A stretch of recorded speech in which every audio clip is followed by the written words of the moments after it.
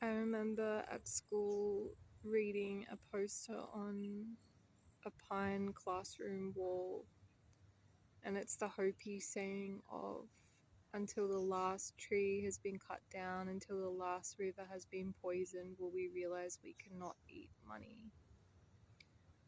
And when I read that, it hit me really deeply. I remembered the words inside myself somewhere deeper, and it made me question being in a classroom, and what the purpose of that education, that learning was for the first time, when the critical thinking kind of started to come online around year 8. And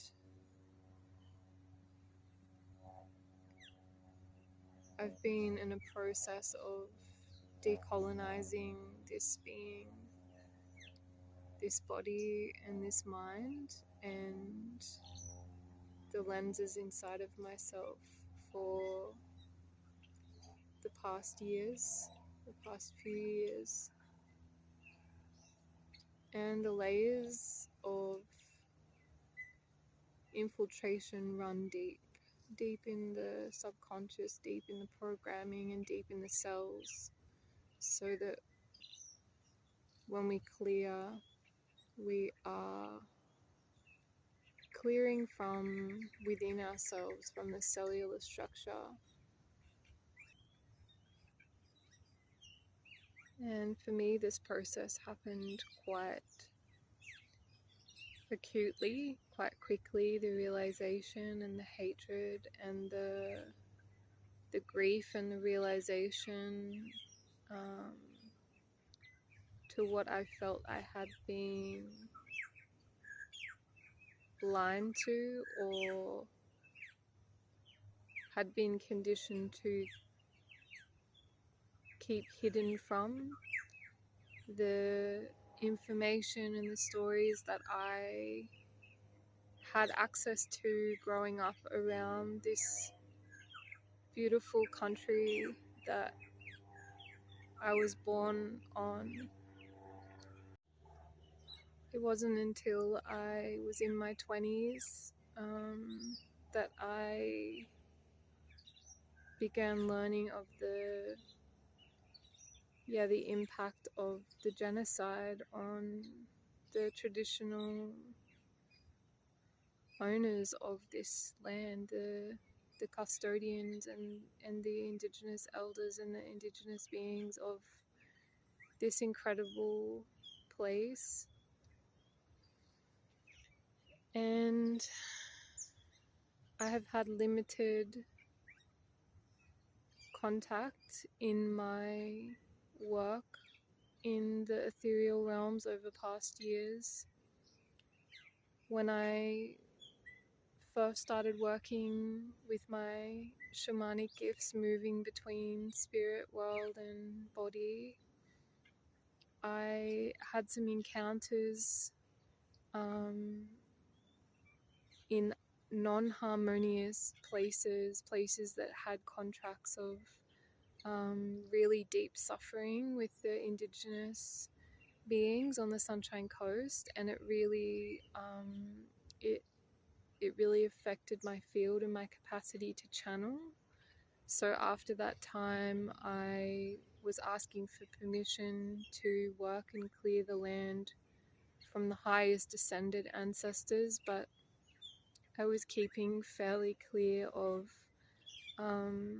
smaller details, smaller contracts outside of the interplanetary clearing and grid work that I was doing. It hasn't been until the last 6 months, really the last 3 months, that I have been communing with country here and feeling safe and held with some really benevolent indigenous elder beings in the ethereal world. There's a lot more harmony here on Bundjalung country.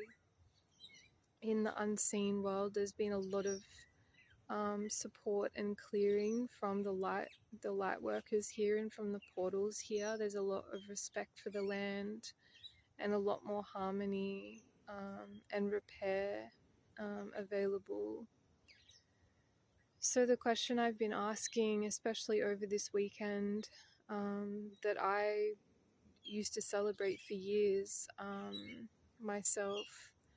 So yeah, the question has become, how can we create harmony here? What is the way forward? What is the way through? And just really listening to what the earth and the land is showing and telling me, and the beautiful spaces that I've been moving through have been offering some deep insights, along with, yes, some beautiful books at the library that I've found. And I've been calling in some in flesh Indigenous bloodline ancestors as it serves to commune with more deeply. And I think if we call this country home at any point in our existence, that it's integral for us to play our role in kissing this earth back to love, back to unity, back to oneness with all things. The traditional ways that the original custodians moved on these lands was complete unity of country with person.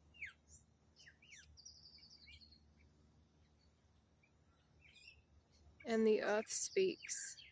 The world around us is speaking. Are you listening? Are you listening to nature? Are you listening to the spirit of the earth? And sometimes that is not always pleasant, especially if we're not living in a portal of light, if we have contracted ourselves to a denser area where there has been unrest. It can feel harsh and hard. I would suggest connecting to wild, pristine, high-frequency places in nature that feel light, that feel good to you, to begin your connection, so that you're connecting to the most pristine energies as your portal in.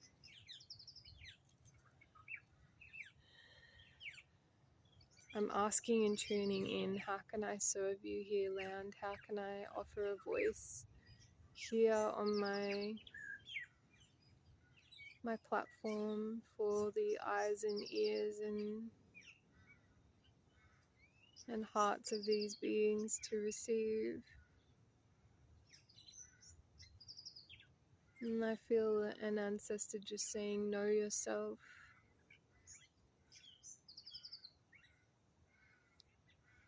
A waterway lies between you and New Earth. The highest ancestral grids of light support you now.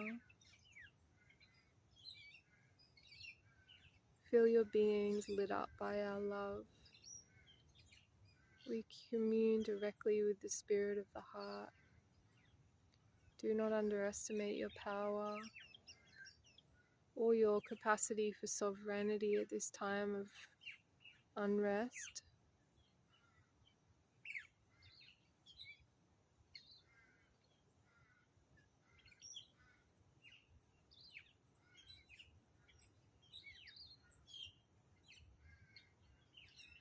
And may all beings be free and happy and healthy.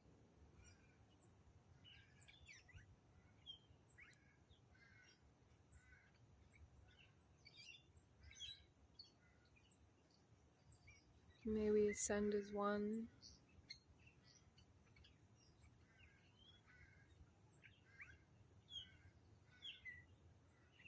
Anything else? We're happy to be here.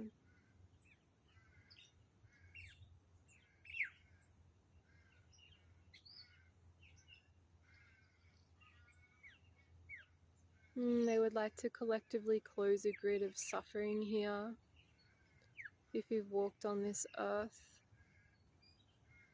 asking any low frequencies, any dense grids, anything that's no longer serving on the highest, asking us to collectively close in this space as it serves on the highest for the greater good of all and harm to none. And to access the fifth dimensional grids, the highest light grids, for harmony, coexistence on a planet that hums as one, that is remembered as the mother, as the one true source of all. From the earth we are made and from the earth we return. Your humility and devotion to the path of the heart of country, the heart of yourself. There is no separation between this earth and you. You drink the water from the sky, from the lake. So why would you pollute me? They say you're polluting yourself when you do that.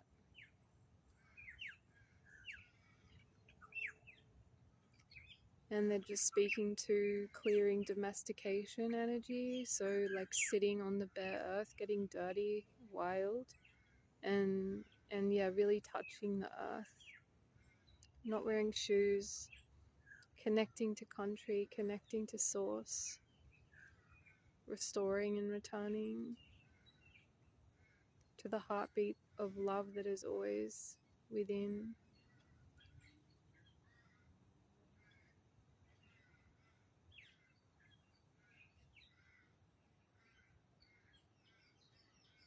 Deepest gratitude to these beautiful beings in the ethereal realm supporting this journey of life that we're all on. Very different frequencies to the galactic energies that I channel usually. It's been a big teaching and integration past months for myself to sit on the earth and commune more deeply and to really just listen without an agenda, with an open heart and a pure intention to understand and learn, because this is so fresh in terms of physical world actualization, and we have a long way to go, but we're doing it. And I hold the vision of love for this land and for her original descendants. I was thinking the other day to imagine if the custodianship and the governmentship of this land was handed back to Indigenous populations out of the hands of European and I guess white Australia. Could you imagine how differently things would feel if we created, plots of land where only, Anglo-Saxon or European people could build their land and the rest was restored and returned to Indigenous populations? It just made me really flip the story of the indoctrination of my early life and the unheard stories, the unheard energies.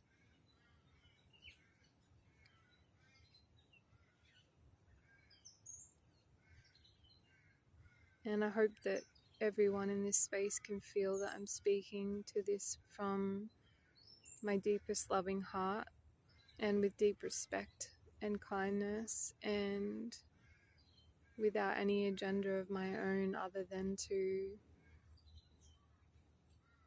make right the wrongs of the past is what comes through,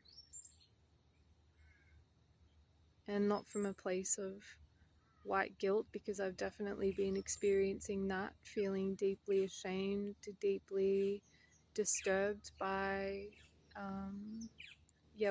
what the ancestors of the colonies created here and did here.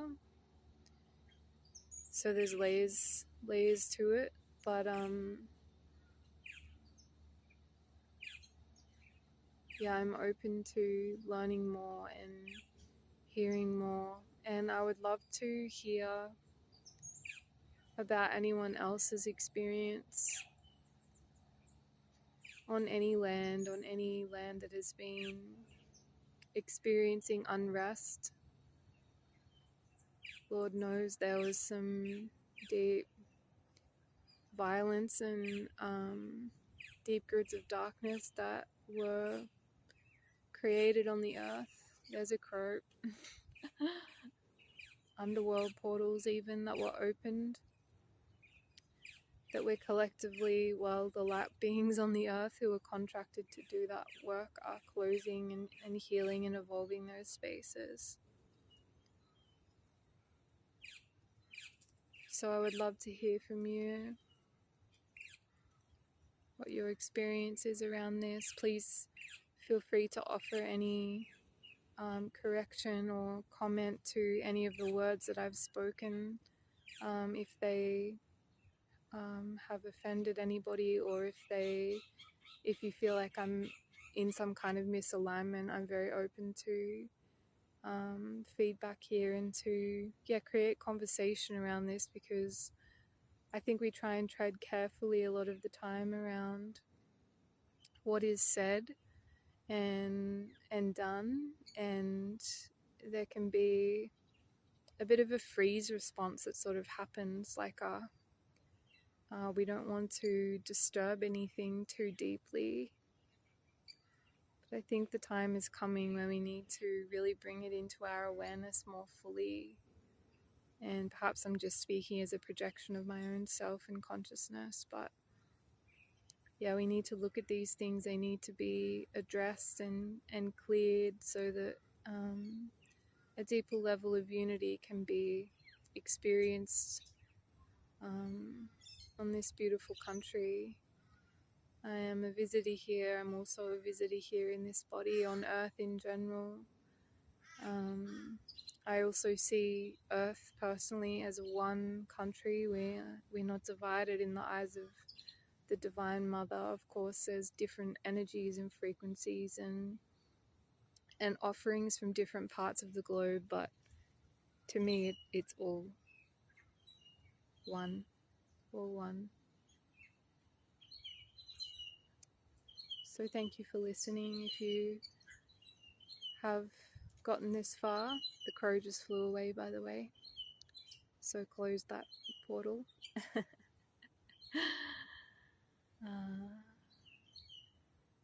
Many blessings to you in your heart.